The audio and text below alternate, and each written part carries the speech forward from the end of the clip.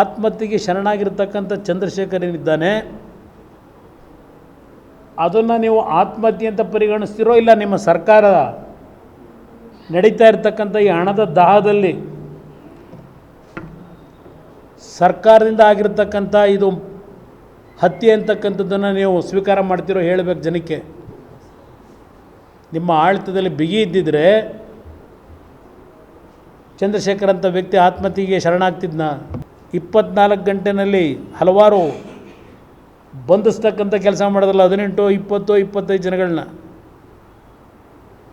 ಇಲ್ಲಿ ಯಾವ ರೀತಿ ನಡ್ಕೋತು ನಿಮ್ಮ SIT?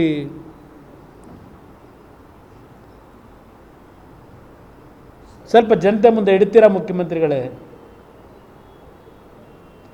40 ದಿನ ಆದರೂ ಆತ್ಮಹತ್ಯೆಯಲ್ಲಿ ಮಂತ್ರಿ ಅಂತಕ್ಕಂಥದ್ದು ಹೆಸರು ಹೇಳಿದ್ದಾರಲ್ಲಿ, ಯಾರು ಹೆಸರು ಹೇಳಿಲ್ಲ ಅಲ್ಲಿ.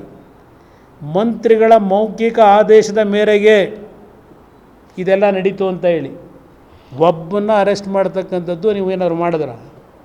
ಸ್ಪೆಸಿಫಿಕ್ಕಾಗಿ ಹೇಳಿದ್ದಾನೆ. ಅವನ ಮೇಲೆ ಏನು ಆ್ಯಕ್ಷನ್ ತೊಗೊಂಡ್ರಿ? ಮೌಖಿಕವಾಗಿ ಹೇಳಿದಂಥವ್ರ ಮೇಲೆ ಅಲ್ಲಿವರೆಗೆ ಇಡಿ ಬರಬೇಕಾಯ್ತಾ ಈಗ ಆ್ಯಕ್ಷನ್ ತಗೊಳ್ಳೋಕ್ಕೆ? ಹಿಂದುಳಿದವನು, ಅದಕ್ಕೆ ವಿರೋಧ ಪಕ್ಷಗಳು ಚಿತಾವಣೆ ನಡೆಸ್ತಾ ಇದ್ದಾವೆ. ಅಪ್ಪನ ಜೊತೆಗೆ ಮಗರು ಸೇರ್ಕೊಂಬಿಟ್ರಿ ಹೇಳೋಕ್ಕೆ.